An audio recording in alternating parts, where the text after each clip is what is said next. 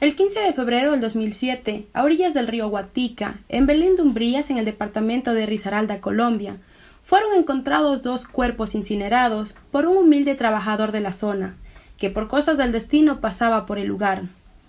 Al momento se dio aviso al jefe seccional del Cuerpo Técnico de Investigaciones del CTI, Antonio Palacios. Al llegar al lugar, muchas preguntas rondaban entre los miembros del CTI. No tenían idea de quiénes eran los cuerpos, pero lo que más les conmocionó fue el hecho de percatarse que uno de los fragmentos óseos incinerados mostraban las facciones de una menor que podía rondar entre los 5 y 7 años de edad. Sin embargo, ¿quiénes eran? La pregunta que más se hacían: ¿por qué terminaron ahí? ¿Qué les había ocurrido minutos antes de acabar a orillas de este río? Los investigadores no se esperaron y empezaron a recolectar todas las pruebas de este caso luego del levantamiento de los cuerpos. En su momento se pudo encontrar una hebilla de brasier, un arete, una medalla de la figura de la Virgen del Carmen y un pequeño fragmento de un rollo fotográfico. El investigador Palacios, al momento, deduce que se trata de dos mujeres, pues hasta el momento eso arrojaban las investigaciones.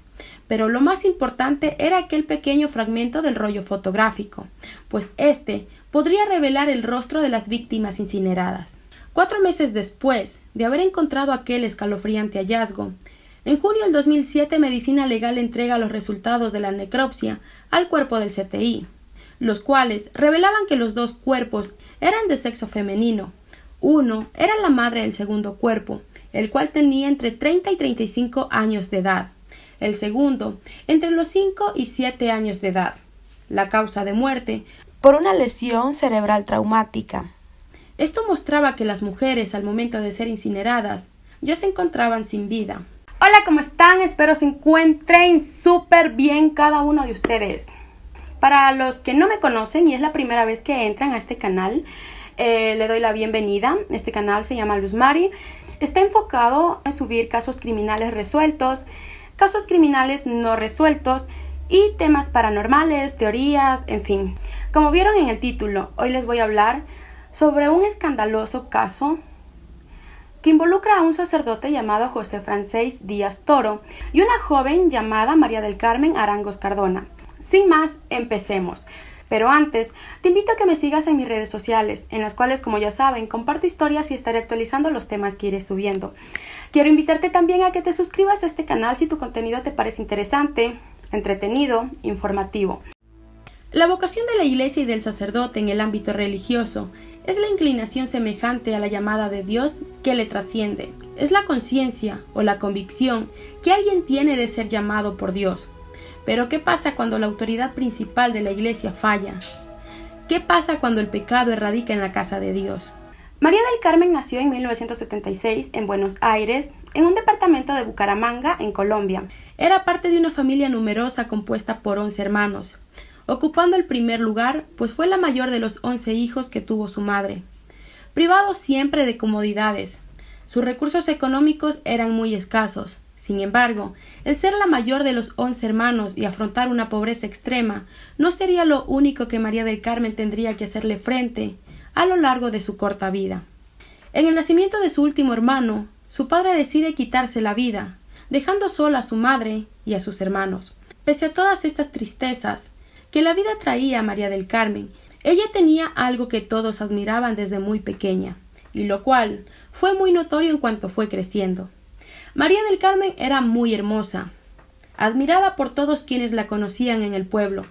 Todos hablaban de los encantadores atributos que tenía María del Carmen. En 1993, el pueblo le daba la bienvenida a un nuevo sacerdote. Un sacerdote llamado José Francés Díaz Toro, de 41 años aproximadamente. Para todos era una persona humilde, tranquilo y lleno de bondad. Todo lo que una iglesia espera de un sacerdote. Para este entonces, María del Carmen tendría 16 años de edad. Muy joven, muy humilde y muy hermosa. Algo que también llegó a llamar mucho la atención en el nuevo párroco del pueblo. María del Carmen empezó a visitar con frecuencia la iglesia. Hasta aquí era algo normal. Todas las personas afines a la religión que pertenezcan visitan la iglesia o centros a los cuales pertenecen. Sin embargo, la mamá de María del Carmen y los hermanos de María del Carmen empezaban a notar algo sospechoso en ella. El sacerdote José Francés, con frecuencia, se dirigía a la casa de la mamá de María del Carmen con la finalidad de pedirle permiso para que dejara salir a María del Carmen. Pero esto era solo una excusa. Sin embargo, ¿qué podía hacer el sacerdote Francés hacia María del Carmen? ¿Qué podía hacer el párroco del pueblo, al que todos admiraban y respetaban?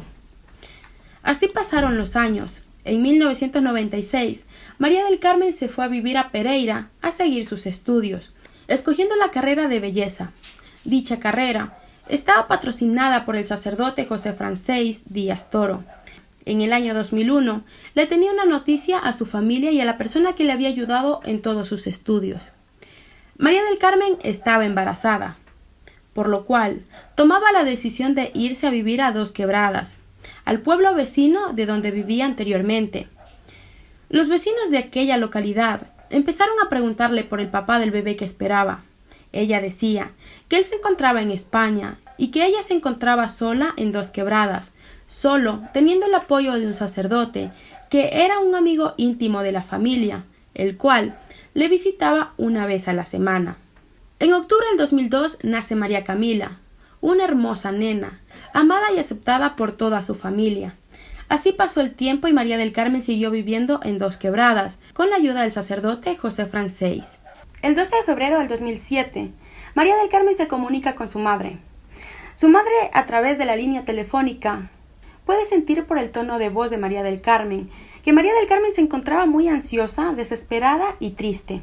María del Carmen le manifestaba a su madre que se iría al departamento de Mistrato. Esta fue la última vez que la mamá de María del Carmen supo algo de su hija y de su nieta María Camila.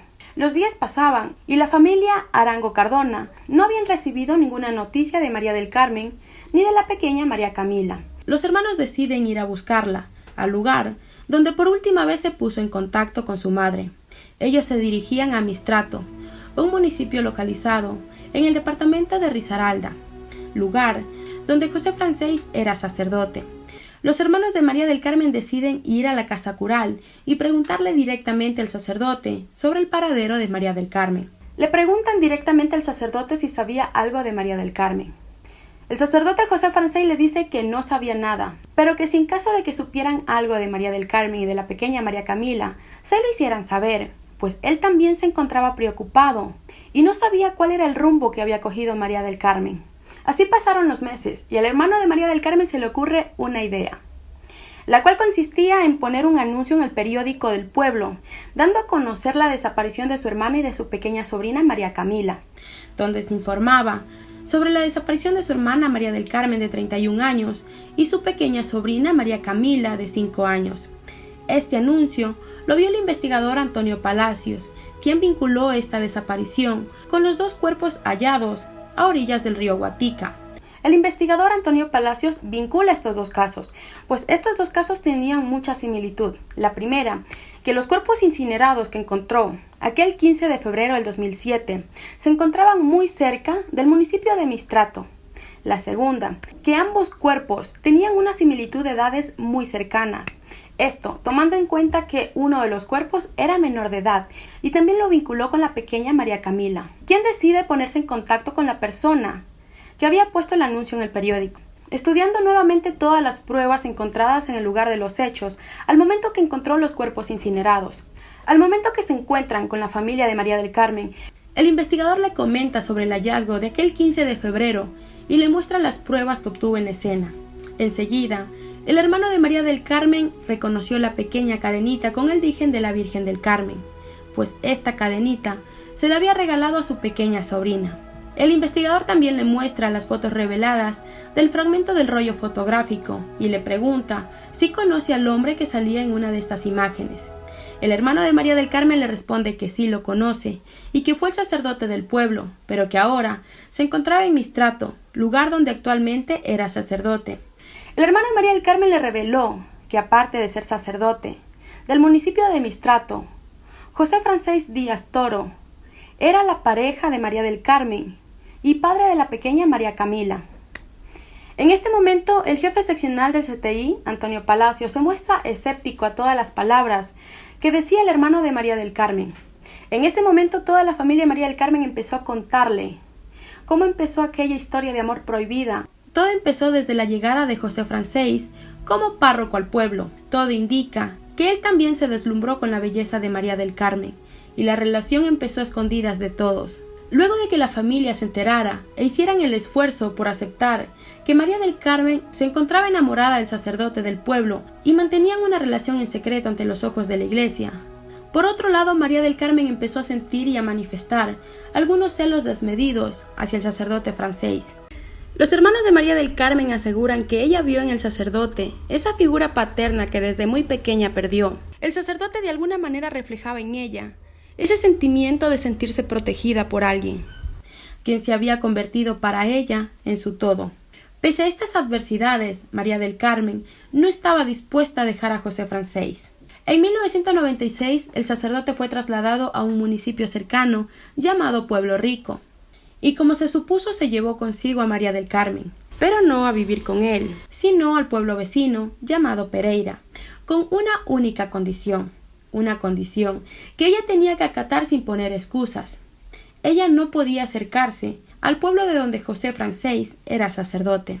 Con el pasar del tiempo, María del Carmen empieza a desesperarse y a manifestar su inconformidad al sacerdote con respecto a la vida que llevaban. Ella quería una vida normal como cualquier pareja. Quería salir con la persona que amaba sin temer a que las personas lo vieran. Es así como María del Carmen decide quedar embarazada. De alguna manera, creía que todos los problemas y las diferencias que había entre Francés y ella, con la llegada de un bebé a sus vidas, iba a mejorar. Sin embargo, sus deseos estaban lejos de la realidad.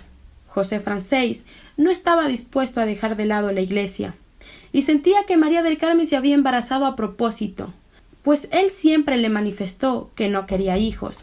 Sin pensarlo, el embarazo a María del Carmen le estaba ocasionando un efecto adverso. La relación se tornó fría y distante. El sacerdote decide trasladar a María del Carmen de Pereira a Dos Quebradas, dando a todos una versión errática, la cual consistía en que él había decidido ayudar a María del Carmen, quien se encontraba sola y en estado de embarazo, pues la pareja de María del Carmen estaba en España. A principios de febrero, la madre de María del Carmen recibe una llamada de su hija, la cual se encontraba desconsolada.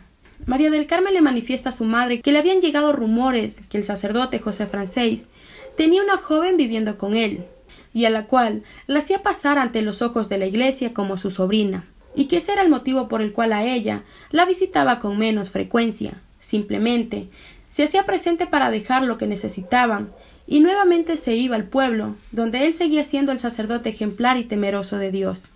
María del Carmen estaba decidida a enfrentar de una vez por todas al sacerdote. Quería sincerarse con la iglesia y con el pueblo. Quería cumplir las amenazas que desde un principio se hicieron presente. María del Carmen estaba decidida a mostrarle al mundo la existencia de ella y de su hija en la vida del sacerdote.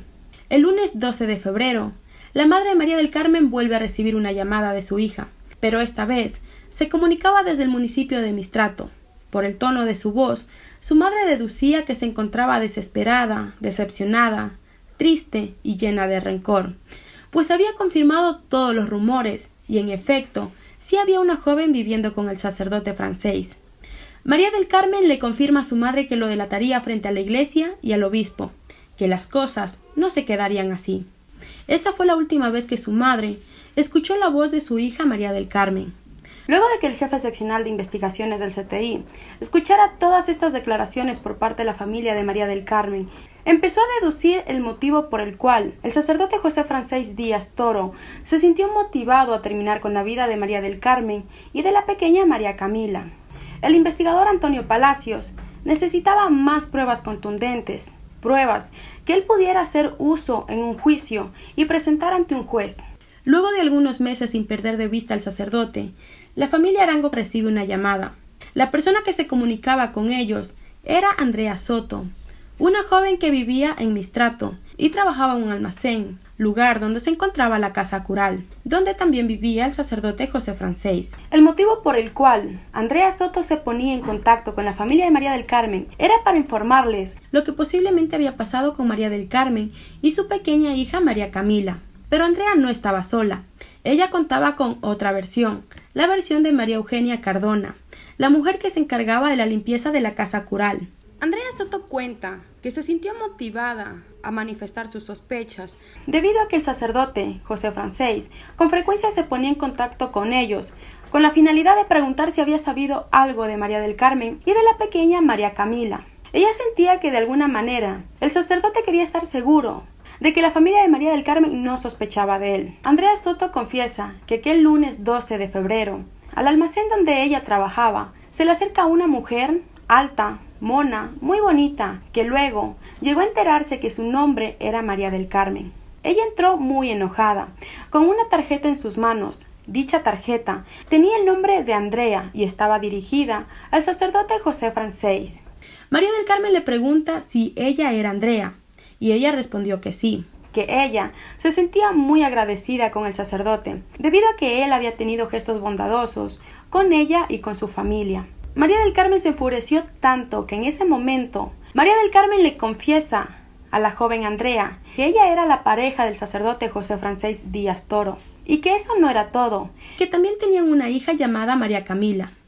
María del Carmen salió del almacén enojada, amenazando, quería revelar un positivo. Ella se refería a un rollo fotográfico, mismo que luego sería encontrado medio calcinado, en el cual aseguraba María del Carmen tenía que haber fotos de Andrea. Lo que no sabía María del Carmen era que el sacerdote le había pedido un favor con antelación a esta joven, el cual era que si por ahí se acercaba una mujer mona, muy bonita, y preguntaba por Andrea, ella le dijera que sí, que era ella, y que ella le había regalado una tarjeta por agradecimiento, ya que él había tenido gestos bondadosos con ella y con su familia. Sin embargo, la verdadera Andrea de 20 años que vivía con el sacerdote no se encontraba en el lugar. De alguna manera esta joven Andrea Soto le cubrió las espaldas a la verdadera mujer que vivía con el sacerdote en la casa cural. Al día siguiente Andrea dice que no volvió a ver a la mujer que había estado algunos días en la casa cural y la cual fue a hacerle reclamos al almacén. Había desaparecido junto con su pequeña hija María Camila. Esto se lo cuenta la señora que hacía la limpieza en la casa cural, María Eugenia Cardona. Ella le comenta que aquella mañana, que ella fue como de costumbre a hacer la limpieza, muchas cosas le resultaron extrañas. En primer lugar, porque las sábanas de la cama, que ella había cambiado el día anterior, las habían cambiado. A lo cual el sacerdote respondió que el perro se había vomitado y que por eso habían optado por cambiarlas. Luego, en el piso vio un pequeño rastro de sangre, el cual también se podía observar en las paredes. Pero ante esto, el sacerdote le dijo que ahí no había pasado nada y que limpiara todo calladita. Las dos mujeres enseguida dedujeron lo que pudo ocurrir aquella noche, pero el motivo que le incentivó a Andrea Soto a ponerse en contacto con la familia de María del Carmen fue el hecho de ver que con frecuencia el sacerdote José Francés se ponía en contacto con la familia de María del Carmen, con la finalidad de saber si sabían algo de María del Carmen y la pequeña María Camila. Esto de alguna manera le resultó muy nefasto a Andrea Soto, quien decidió desenmascararlo. Esto era todo lo que necesitaba el investigador Antonio Palacios. Con las pruebas obtenidas en el lugar donde incineraron los cuerpos, las declaraciones de la familia de María del Carmen y las versiones de Andrea Soto y María Eugenia eran pruebas contundentes para mostrar ante un juez su culpabilidad. El 12 de noviembre a Mistrato llegó el cuerpo de investigaciones del CTI, con una orden de un juez para que un equipo técnico de luces forenses tomara muestras en el lugar de los hechos. Pese a los 9 meses transcurridos luego de los hechos, la prueba de luminol pudo revelar todo el piso y las paredes cubiertas de sangre. Mientras todo esto pasaba en la casa cural, en una cafetería, el sacerdote José Francés Díaz Toro se encontraba siendo interrogado por el investigador Antonio Palacios, quien ya tenía una orden de captura en su contra. En enero del 2008 empezó el juicio contra el sacerdote José Francés Díaz Toro, imputándole los cargos de homicidio agravado en contra de María del Carmen Arangos Cardona y la pequeña María Camila Díaz Arango. Luego de 4 meses de continuas audiencias, el fiscal mostró todas las pruebas en contra del sacerdote José Francés.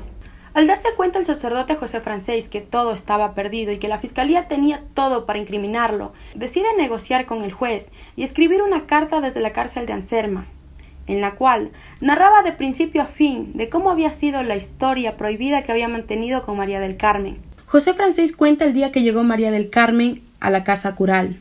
Él lo tiene muy presente, porque fue el día en el que el mundo se le quiso detener ante sus pies. El domingo 11 de febrero el sacerdote, como siempre, abre las puertas de la iglesia para dar la misa de la mañana.